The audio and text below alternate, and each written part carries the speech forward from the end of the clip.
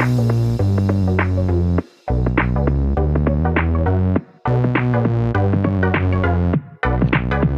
welcome everybody to another episode of Chris and Dave's Reality TV Cast. I'm one of your hosts, Chris, and my co-host and very good friend is Dave. Hey there, Chris, and hello to our listeners out there. Welcome to Chris and Dave's Reality TV Cast. We are covering Married at First Sight UK Season 9, episodes 21 through to 24. Now, Chris, God, I love this show. Where would you like to start today?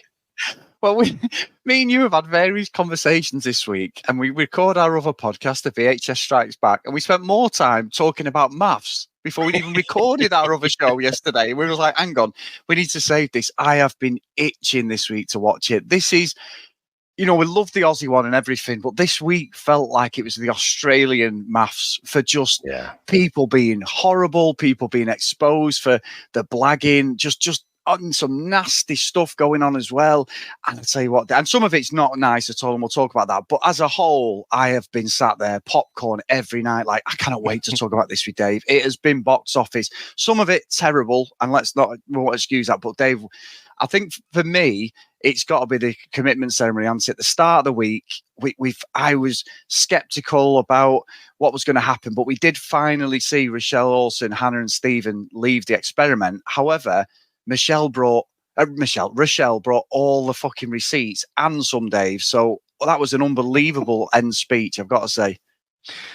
Well, I agree with you. This week has been peak, hasn't it? It's definitely up there with the Australian one. And what happened a couple of seasons ago with the UK one, I think it was season 7, and we were like, oh, this is amazing. And then the Australian one comes in the new year and just raises the bar yet again. So interesting commitment ceremony. So some of the people stayed, and I'm just like, okay, what the hell are you doing? But the whole Rochelle, Orson, Hannah, and Stephen triangle, square, whatever the fuck it is, I just found baffling. So what I love about these shows, Chris, is when I'm really fucking angry and passionate and fucking shouting at the screen. I don't feel in that moment like I'm enjoying it, but it's because I'm so invested. So what a speech by Rochelle. And I've seen we've sort of praised her for being the only normal person in there, who seems to have been shanghaied and just, parachuted into the middle of this experiment. It's like, but it's all bullshit, isn't it? However, Chris, I don't think that excuses some of her fucking language. And honestly, the way she delivers stuff, it's like she's divorcing from Orson after 20 years of marriage, after she's carried his children and fucking giving up her career and everything to serve this man, and then suddenly woken up and been like, oh, fucking hell, this guy's a fake arsehole. I just think she's gone so over the top. Now, they do talk about this being a pressure cooker. So I can imagine, after a few weeks, and especially, if things aren't going well, you can get all up in your head and get just a bit, fuck it, you're probably not presenting the best version of yourself.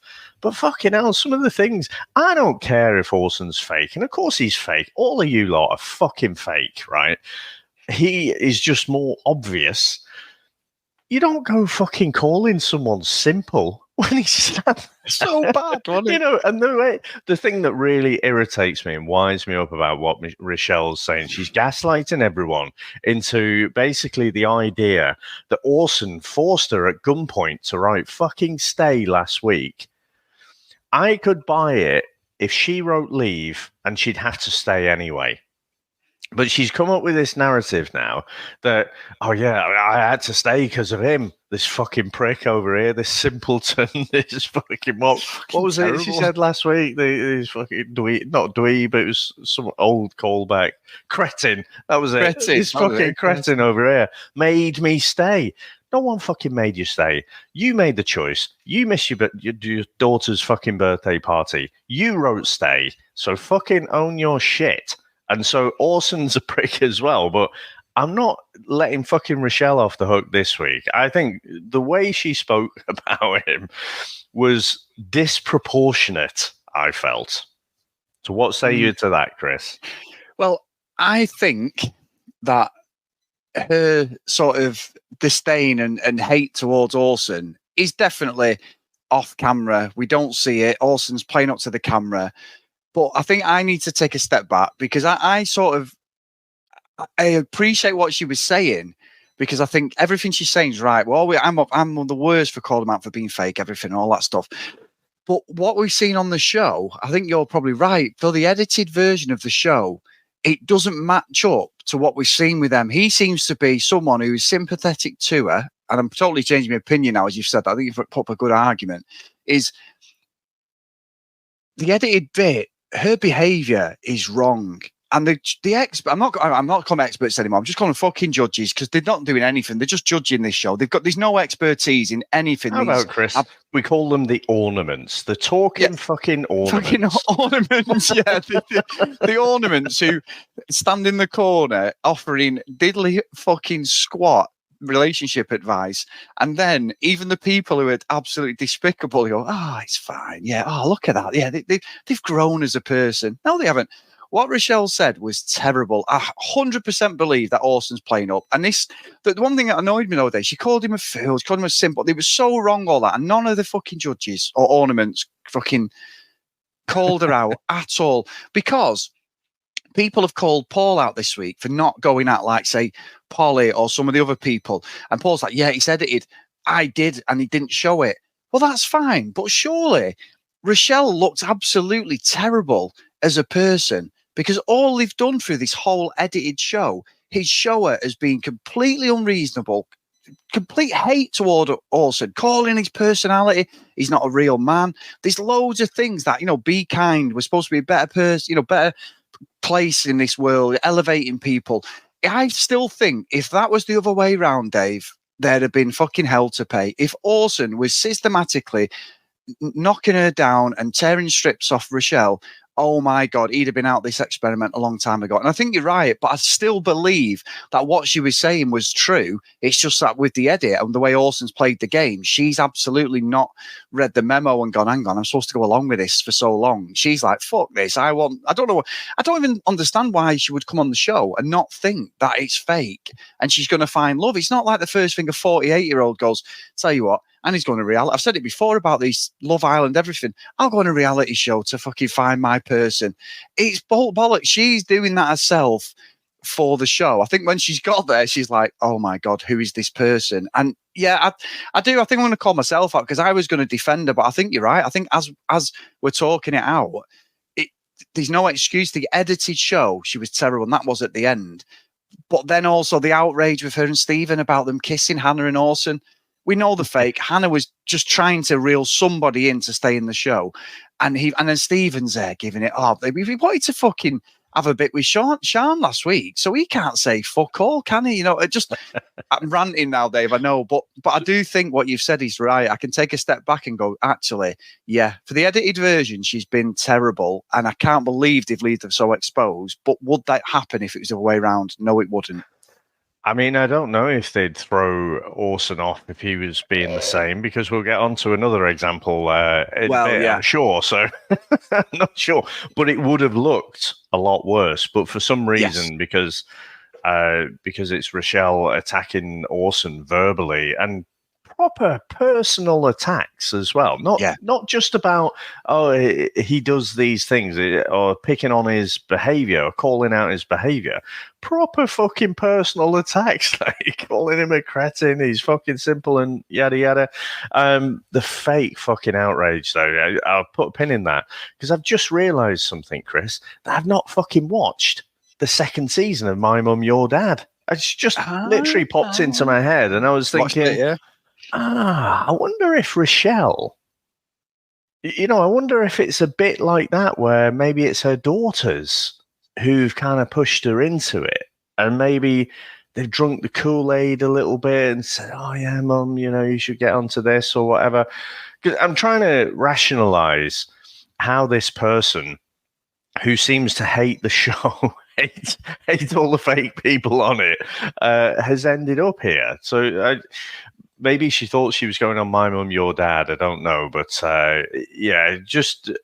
I mean, Chris, fucking hell, the fact that I'm so passionate about it, fucking great character for the show. I fucking loved her being on. And secretly, I'm sort of outraged for Orson, for being called out. But of course, it's a bit fucking funny, isn't it? Yeah. Just can't help it. It's like, because people don't normally say that to each other, just usually at least a veneer of fucking polite society on top. So getting to see that raw fucking emotion is quite entertaining. I feel like a horrible person for saying it, but you're absolutely right. The other thing, and we can flip over, like say, to Stephen, because Stephen's in shit corner for me as well. That fucking idiot, right, has been done since the honeymoon. And he keeps saying it, I'm done. And he's just behaving like a 6-year-old child, fucking screaming and having a tantrum on the fucking floor at Tesco's or something. He's been such a knob. And again, said last week, don't particularly like Hannah either, to be honest. But Stephen has just been so desperate to stay on the TV. He's shown no interest in even just being civil.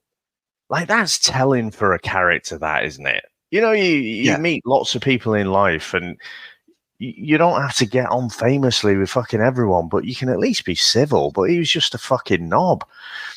And then for when it comes out, because actually, you're right, Chris, this all fucking sparked from the commitment ceremony, really, didn't it? All of the week's drama. This was the catalyst for it all, because it got called out by Lacey, that Orson and Hannah had been having a bit of a kiss. And we can go into some of the aftermath with all of that. But, both Stephen and Rochelle are like, oh, I don't believe it. And then are like mortally wounded that they've done this. It's like, neither of you have got any fucking interest.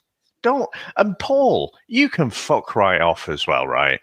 You fucking dick. You can't just say, oh, no, you have to do it here. This is a real fake marriage. You have to tell us on the commitment ceremony. This is just like adultery. Yeah, it's just like adultery, Paul. Fuck right off, you knob. So you're on it. There's plenty more for the expert or the ornaments. The fucking ornaments. I like the ornaments. Yeah, I do like that. Fucking, let's go with the ornaments. The fucking hypocrisy was just oozing out of it. I don't know, I'm kind of going off on one a bit, but yeah, I loved it, Chris. I fucking love it. So no, Kieran and Christina, Dave, absolutely bullshit. I mean, Kieran, again, these cold sores, they played up to bullshit, but then later on kisses Adam and Polly, and Christina's like, hello, you've kissed her. And I'm like, that's not the first time he's done that. And then he was smirking and laughing when she was having a go at him. I watched the show recently. We were talking about this ourselves off the podcast with Vicky Pattinson, who's off Geordie Shore. She suffers with PDD, and she's going through she's getting married, and it's like a bit of a 2 or 3 part special. Sam had it on, and I started watching it, and she's really interesting character. She's dead candid, dead open about how difficult it is. And as a man, obviously, I have no reference point for this, so I can't say I'm an expert or judge. I wouldn't. But watching what she goes through, and then obviously Christina's got the same. I can imagine it's not fun for either of them. These like Vicky Pattinson says, the week before it's time of the month, it's a real difficult time. She said her emotions are all up. She flies into fits of jealousy, rage. She can be really unreasonable, crying. And you know what I mean? It's like, that sounds awful. And watching her do it on the show was really interesting, and respect for her for doing that. And I can imagine that's what it is. And I think with Kieran, because he's here for a good time and he's hidden it really well and pretended he's like sympathetic to her needs and that, he's not interested one fucking bit at all. And she was right to call him out, but I can imagine off camera, and I think you'd said this to me yesterday, right? I bet it's a really different dynamic as a couple. So for them two, they're just blagging it now till the end. I feel really sorry for her, but I do think he's becoming across more fake as the weeks go on, to be honest. I think the mask is dropping for me. I'm not a fan. This is a complicated one. So I am going to, again, launch both barrels at the show, because I can't really imagine what it's like to have PDD. I can try, and I imagine it's fucking pretty horrendous. But you've got to ask, okay, so someone like that, should they be on the messiest fucking reality dating show in the country? I don't think so. So Christina on camera, actually, this latest dinner party is only when we've seen a bit of a clue of her letting her guard down. She's generally on camera. She's been really bubbly and fun, hasn't she? And then, but she talks openly about the PDD stuff. But you can imagine off camera, it's very different. And she's said about how supportive he is, and he's trying to, make sure he is there and being supportive. And we said it was a couple of weeks ago or something, wasn't it? Oh yeah, because I got this cold sore. And it's like, oh, fuck off! That doesn't stop you having sex, mate. You know what I mean? It's like, I just, it seemed thin. Now at the time, because they were both playing it up so much, how great everything it was, that it seemed to me that both of them are kind of in on it. It's like, oh yeah, it's just made this excuse, or maybe she doesn't want him sort of near her, and it's just like, oh no, I'll take one for the team. I'll say I've got a cold sore or something like that.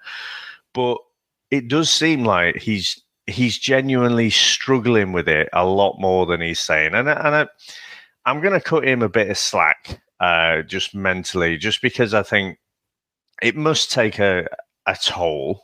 And so I don't know if it's being fake, but I think he's trying, but he's actually having to come to the conclusion that, actually, you know what, in the long term, I don't think, or even to the end of the show, I don't know if I've got the energy to deal with this. And I think that's why, he is where he is. Now, if he is a bit more on the genuine end of the scale, and you think, well, okay, long term, I want to get my social media followers and everything. Like I say, everyone, even if you go into the show completely naive, like you're born yesterday, I'm sure the producers and the stagehands or whatever they're called, they'll be telling you, they'll be briefing you about what life will be like after the show. So I kind of feel like he would come across more badly if he knows in his heart of hearts there's nothing going to happen with this, and it is kind of at the core, it is real people with real feelings as well. Yeah. He'd be leading her on.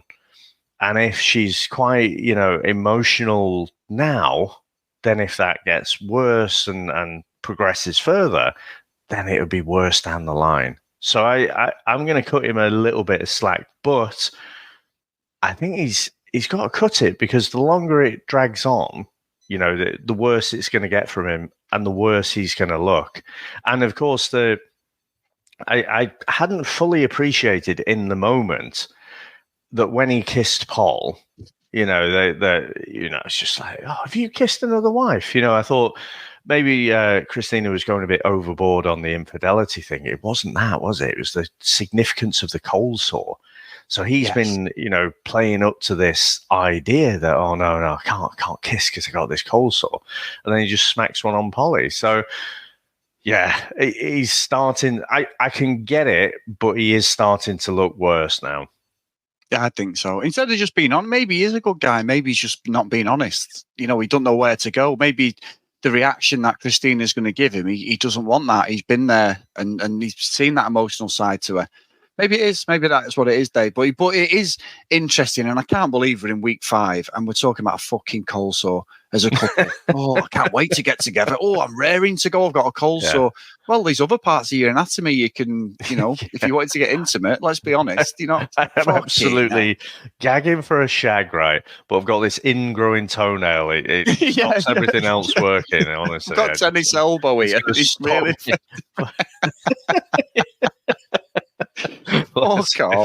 fucking nonsense. Absolute nonsense, isn't it? Amy and Luke, Dave, apparently, there's some very graphic details about parking his car outside the garage or whatever it was. Yeah, they're very happy, these two. And the group as a whole, when they went on the retreat, was saying they reckon they're the wildest. But then Amy was laughing, saying it's actually me who throws Luke around, not the other way around. But they all voted that Amy and Luke, they think, have the best sex in the group. Yeah, I mean, I wondered where he was going with that. And I have to think, he's saying to Kieran, oh, it's just between us. Yeah. And all the fucking cameras, you knob.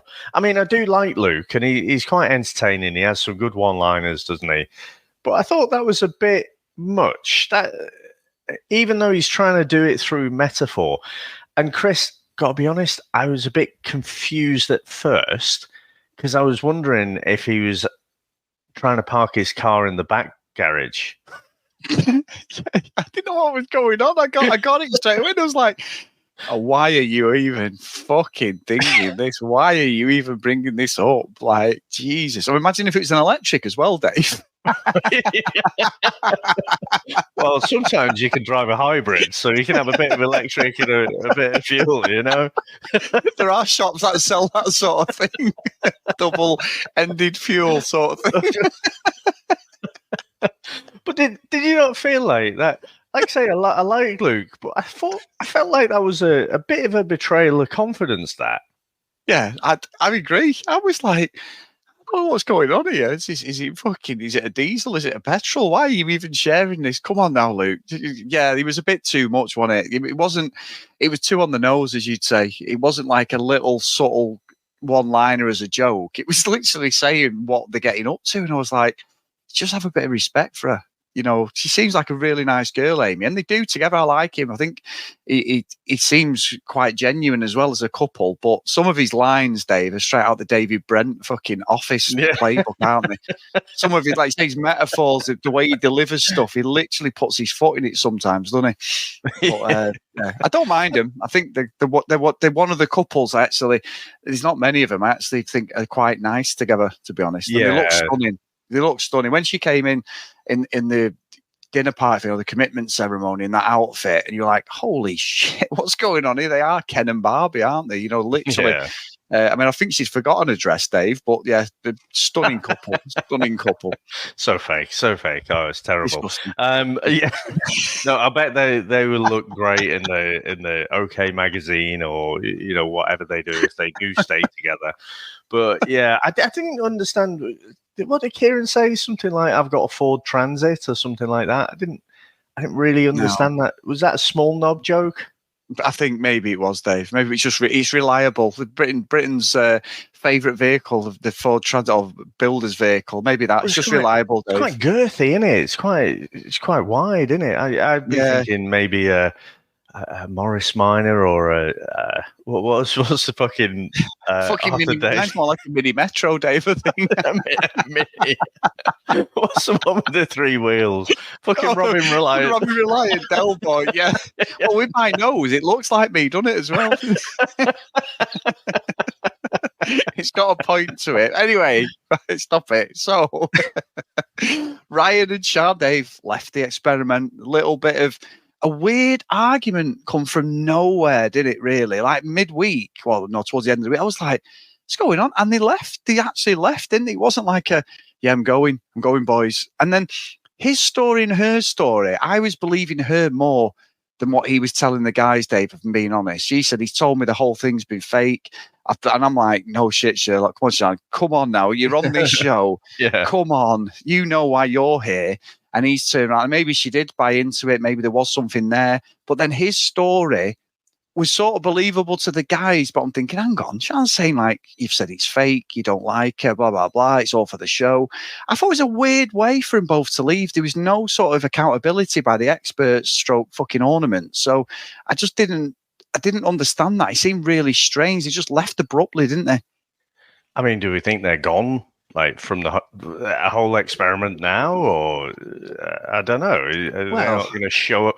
How many times have we watched MAFS and it's like, right, I'm off. I'm definitely off now. And then, they're back the next episode or something, or they're just in different rooms. So I don't know if they're completely gone from the show, but it was definitely weird.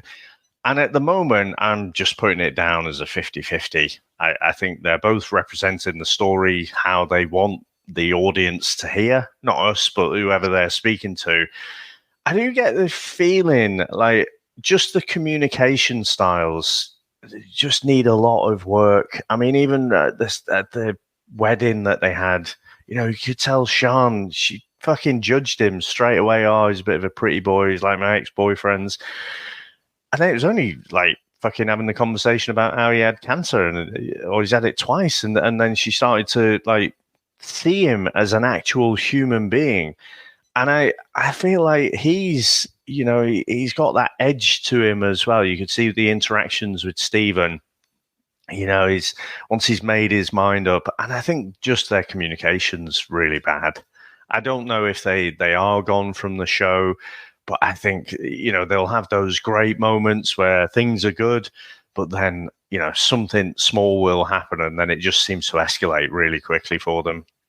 Well, Dave, brilliant way you've said that. I should segue into another couple, but I'm not. I'm going to leave a powder dry because there's a 4-way split coming in a minute of couples that I want to talk about, and I think they all intertwined as this week on. But Casper and Emma, Casper's got a new haircut, Dave. He's gone hip. You can see that he's buying into this little celebrity thing. He's got a nice little fade going on and everything. So I'm not interested in these two at all. I think like Casper, someone has put online, and I think it's right actually. Someone has said like, why should Emma change who she is? We had that. What's that? Fucking thing Paul said, which I said I think is me. The negative. Toxic positivity. Toxic positivity. But that's her personality. It's a defense mechanism. You can see that she's been hurt. I, as this is going on, I was like thinking, right, I sort of get what Casper said. He wants her to be fucking miserable all the time, basically, and vulnerable. He can't handle her personality. I just bored to fuck of him, Dave. I'll be honest with you. I am bored. I just think as it's gone on, I was prepared to sort of think, all right, well, maybe Emma's been a little bit too upfront. She knows what she wants, blah, blah, blah. And then he physically sort of knocks her down for the way she looks and that. But as it's gone on, it's the same fucking script. And I'm just like, these two just need to go now. Emma deserves better. And Casper, I don't know what he fucking wants, but it's certainly not Emma anyway. I just think he's either that or he's got a picture of his sister he has fucking hung up in his bathroom or something. It's just fucking weird. It's fucking weird. I'm sorry. It is. It's some proper inbred shit going on there. I don't know, Dave, but yeah. I was just thinking about what to say, but then you've just thrown me completely with that sister comment. So I don't. Yeah, I mean, this week I flip flopped a little bit because I think the toxic positivity thing. I think that was a decent comment, and you could see it. But what I see is that she's been trying all along, and this week you've seen a little bit of a change where she's just like, oh, fuck this shit. I'm fucking bored of this now. And Casper is treating his virginal fucking virtue like he's fucking in the church or something. There's a little bit of subtle sort of slut shaming, don't you feel, in this? Yeah. He's saying, oh, yeah, you just wanted to have sex, didn't you? It's like, oh, fucking hell, it's not that deep, mate. Just fucking, you're paired up. You're going to give away, the next 2 months of your life to marry this person. That's what you all fucking signed up for. But I think the real unforgivable thing that he said this week was the whole thing about, oh yeah, if we practice this thing, it would be great for my next relationship. It's not a fucking car. The person you're talking about is right there.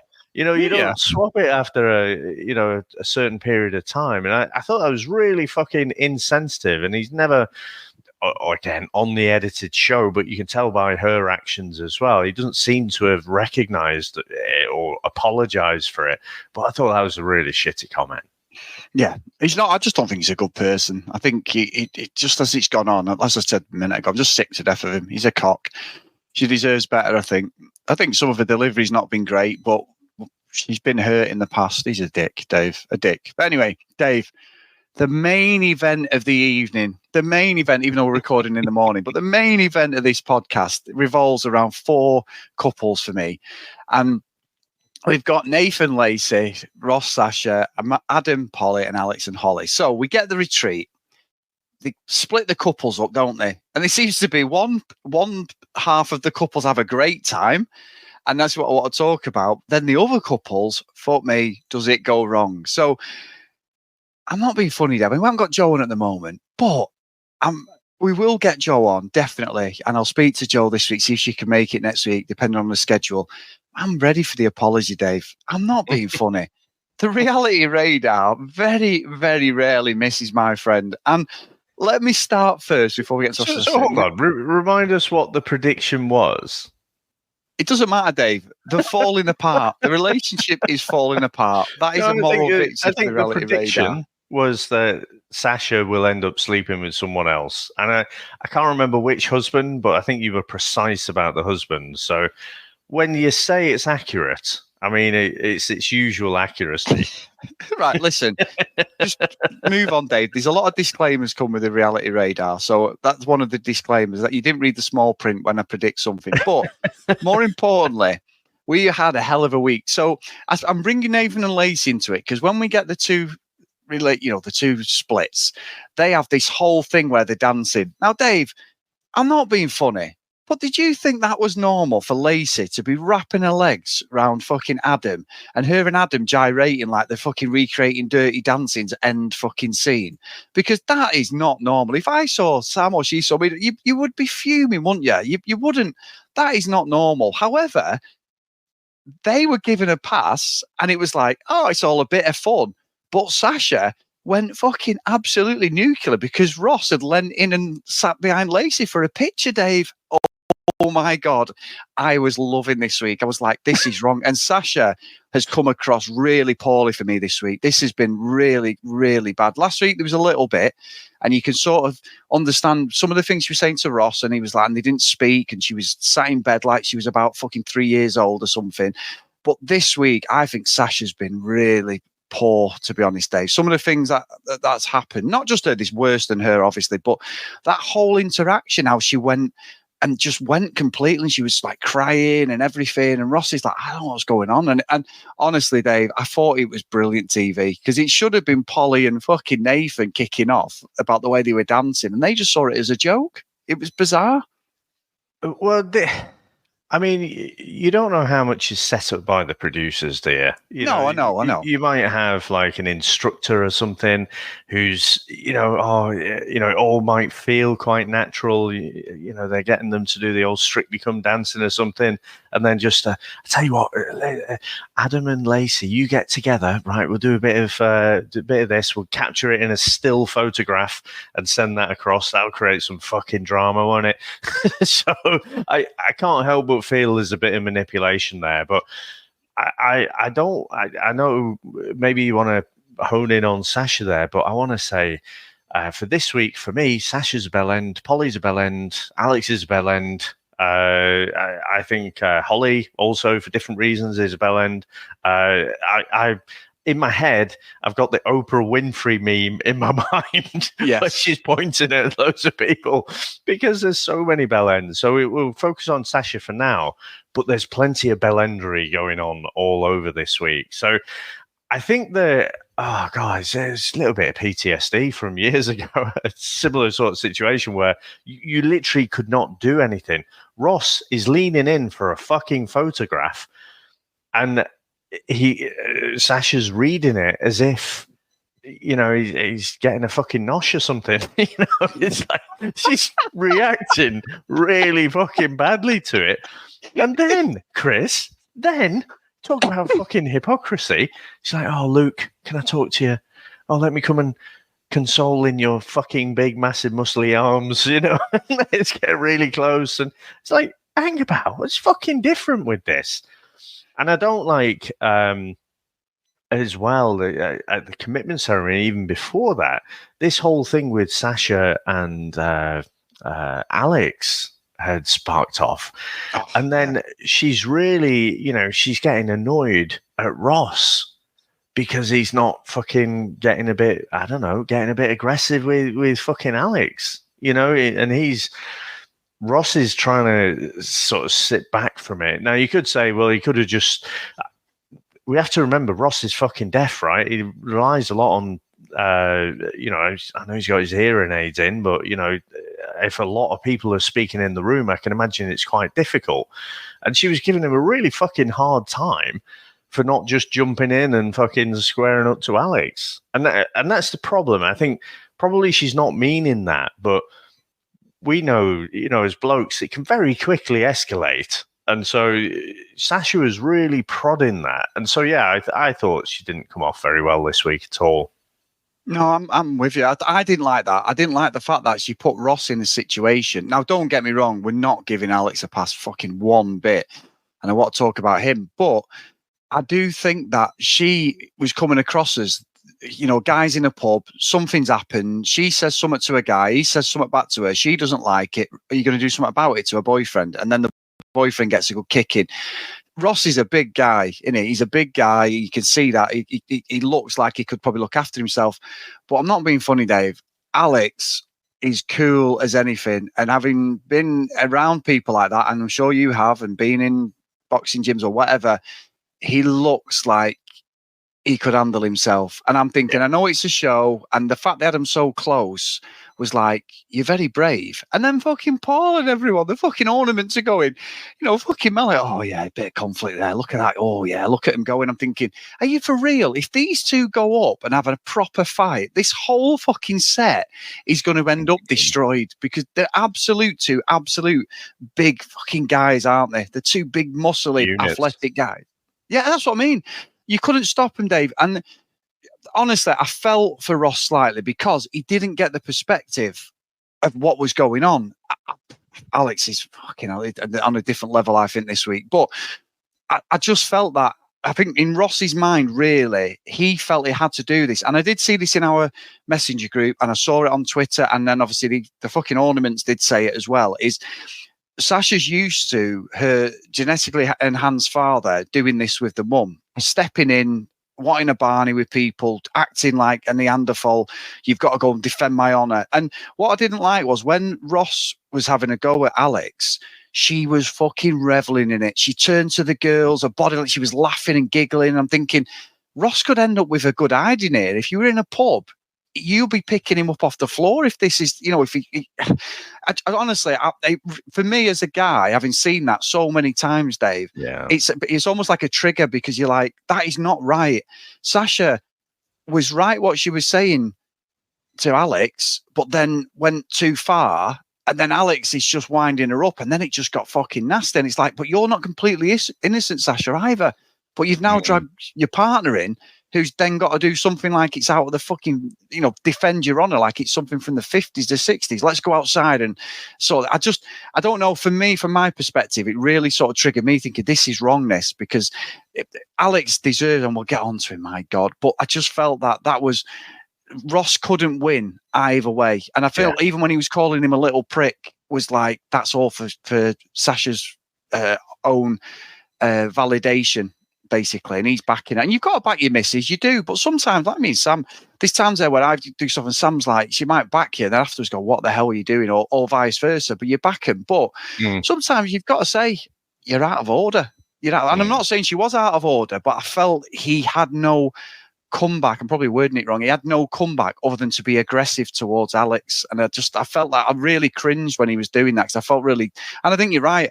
I don't like her phrasing towards Ross.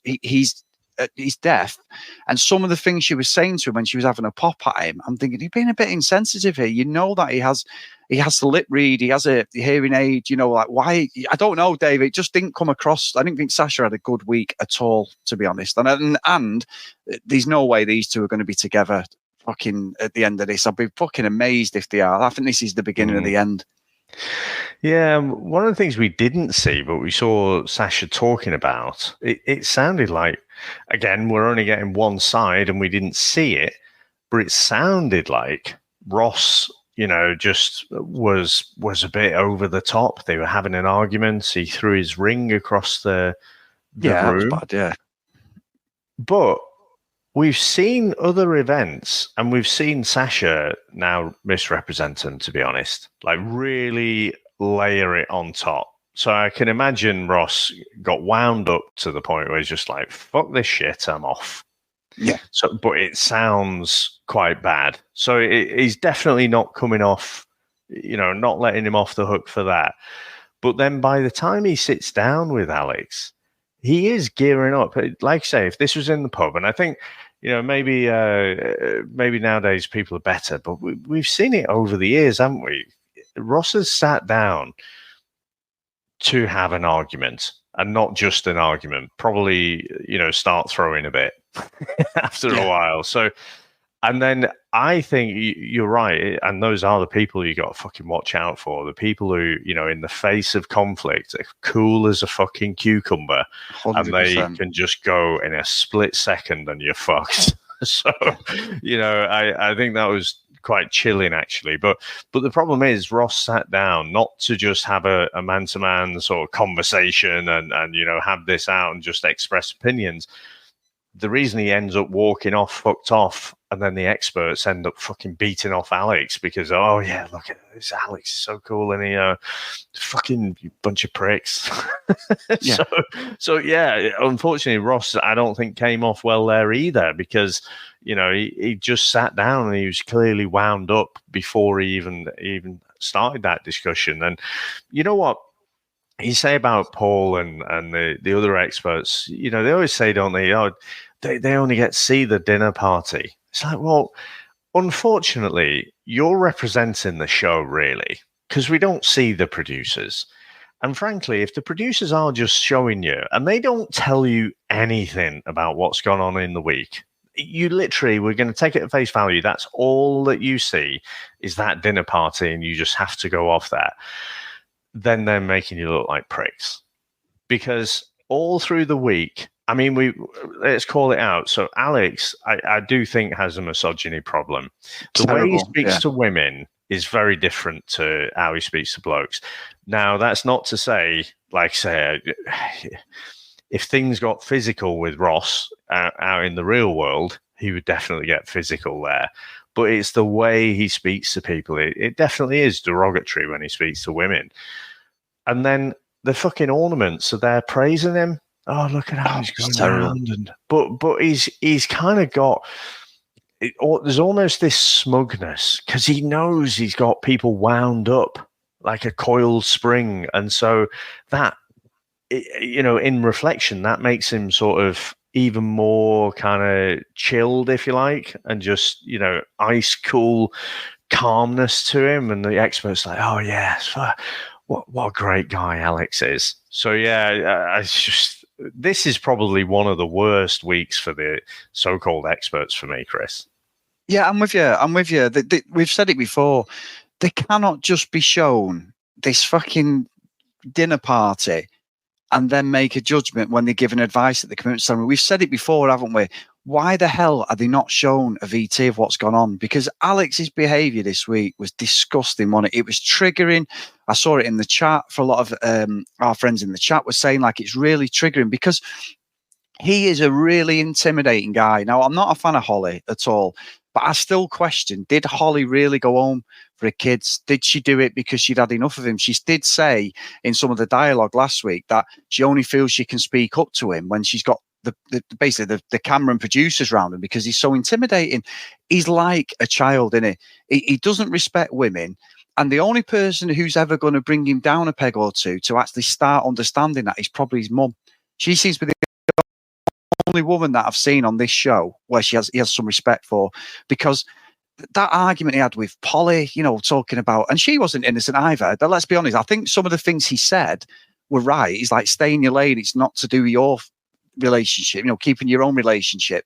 But because it was coming from him, who is, to me, he's awful this week. It was so bad. And I felt the same. I'm watching the fucking experts praise. Oh yeah.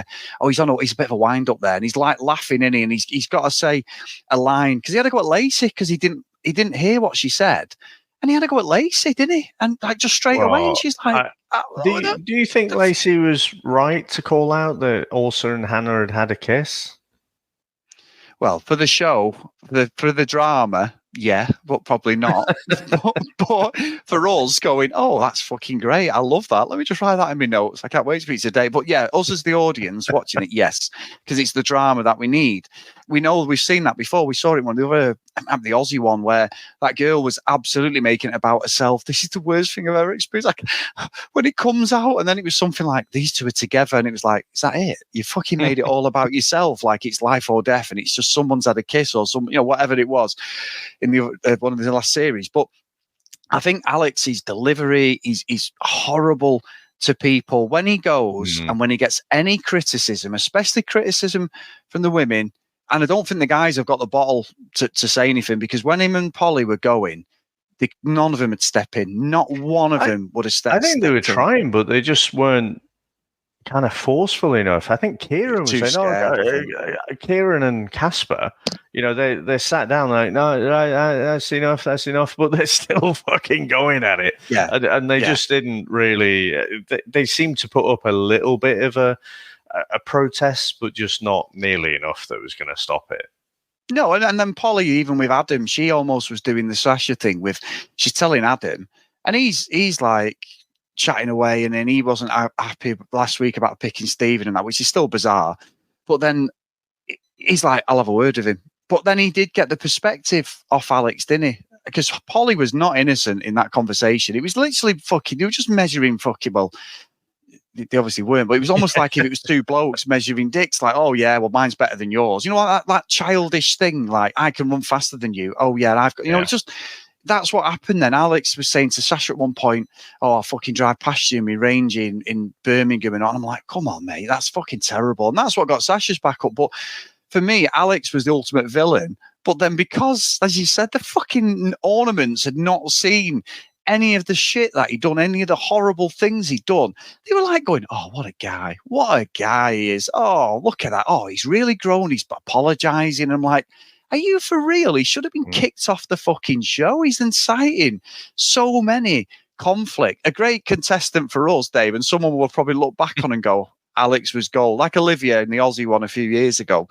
But he is just all over the place. And when Holly came in, I'm like, I've had enough of you as well. But I do sort of feel now like, is there something going on? Is it just she just cannot cope with the way he is all the time? He's just so unforgiving, and he doesn't.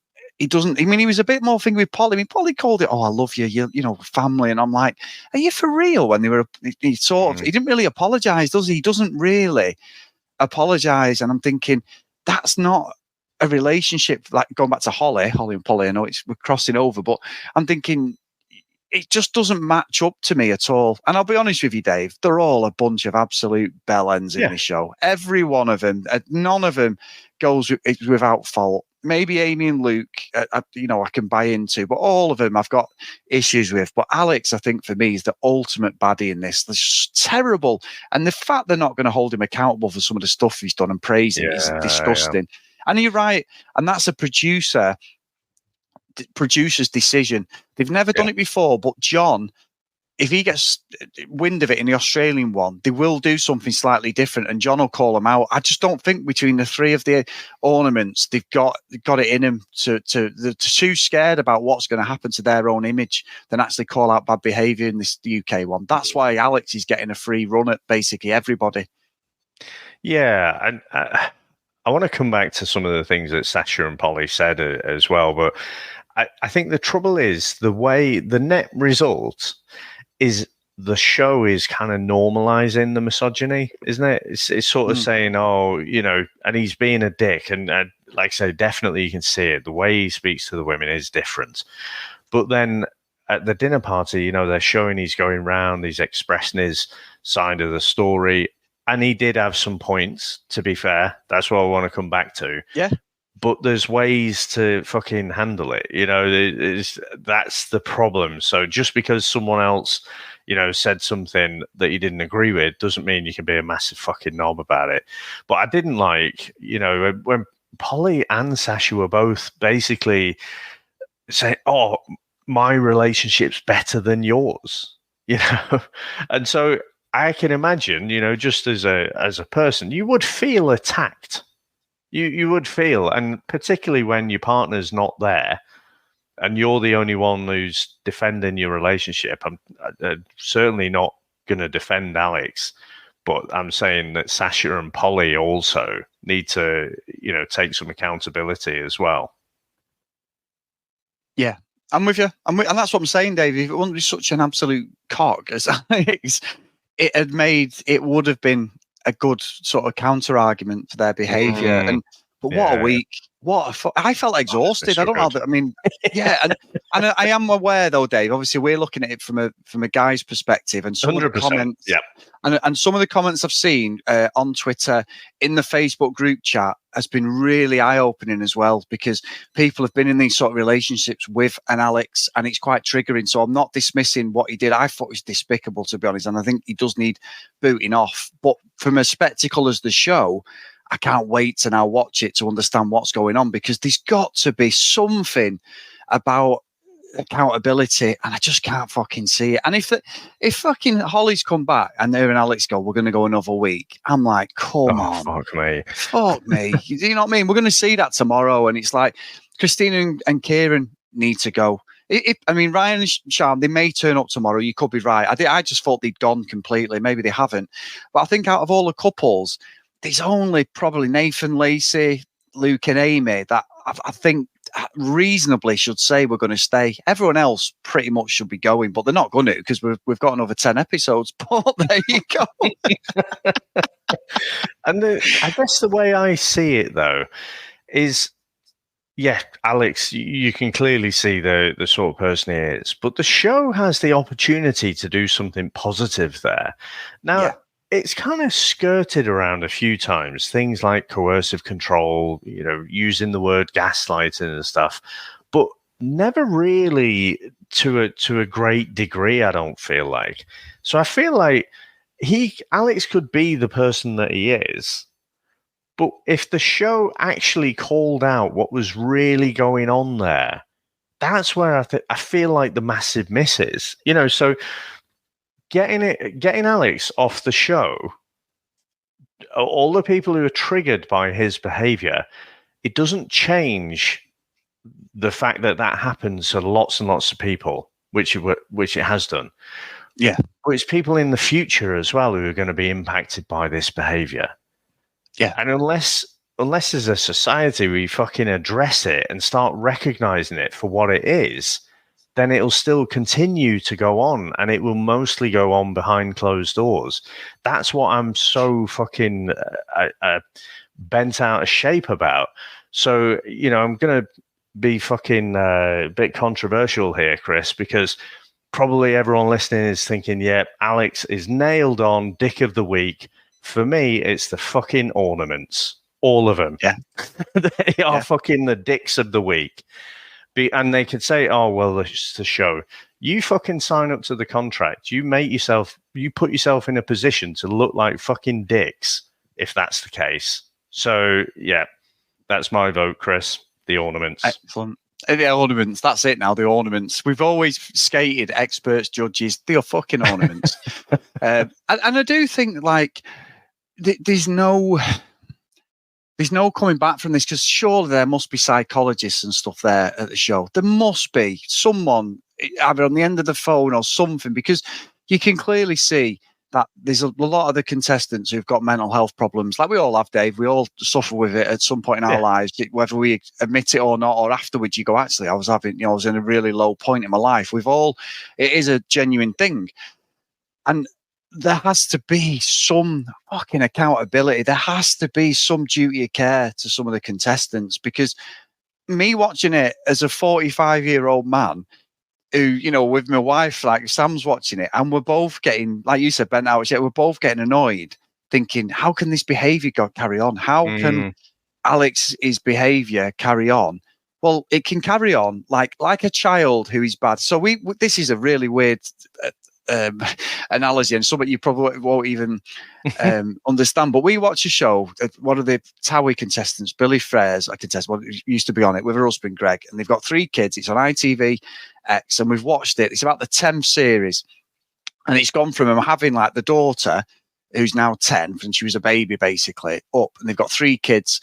The lad is obviously the young lad has got ADHD or something, definitely has, and the daughter hasn't, but they are fucking spoiled, and they have never been told from day one about their bad behaviour. They've never had any accountability.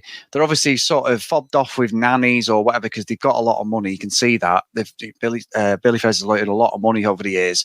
Very clever people, but they came from good stock as well. I don't think they've come from like a council estate like we have or anything like that. However, the older daughter, we've watched it yesterday, is really spoiled. She takes us to Primark, Dave, and I know it's Primark, and I like Primark myself, but especially for holiday stuff.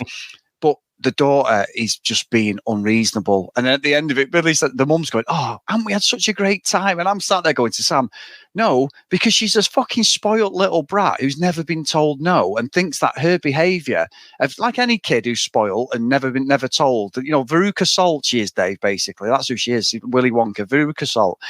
And this is what Alex, maybe the situation with his mum is, which I've got members of my family who their mum can't see anything bad in him, Dave. They could literally come in with a fucking, I don't know, a fucking gun or whatever, or something ridiculous. We'll be like, "Oh my God, what are you doing? What's happening?" And they'll be like, "Yeah, but he just picked it up off the floor. He just found it out there." You're like, "Are you for real?" One of them where the mums will not justify see it.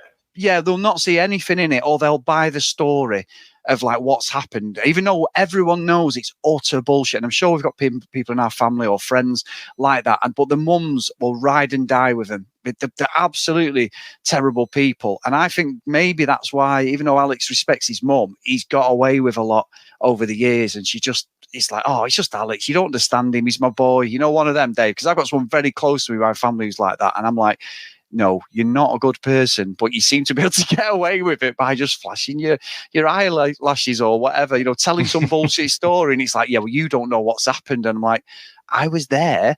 It did happen, and he was a complete cock." You know what I mean?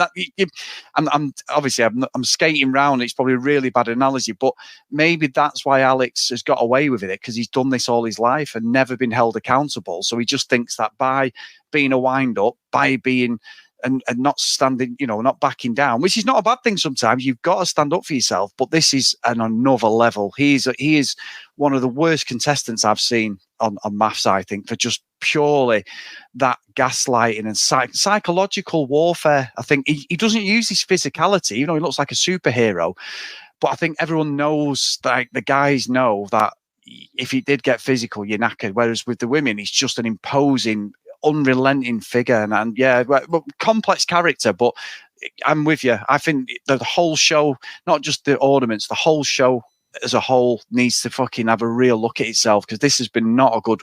It's been a great watch, going, "Oh my God," but from a human level, it's not been a good watch this week at all, I don't think. Yeah.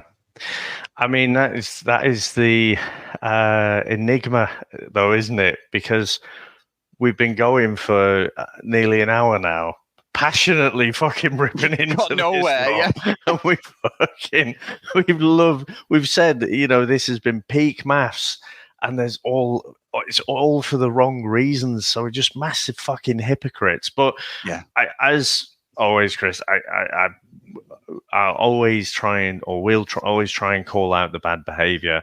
I know other people might see it differently. I'm quite happy to, if we get emails or anything, read those out. I'm always interested in seeing if people have seen it a bit differently and other perspectives and stuff. But that's the sort of challenge with the show, isn't it? It's showing all this shit, and it is showing a lot of, even though a lot of it's fake, it's showing a lot of these real nasty sides to relationships. It's the fact they're not doing anything about it positive that's winding me up a bit. So, but yeah, Chris, what a fucking week. Brilliant. I know, brilliant. And I'm with you.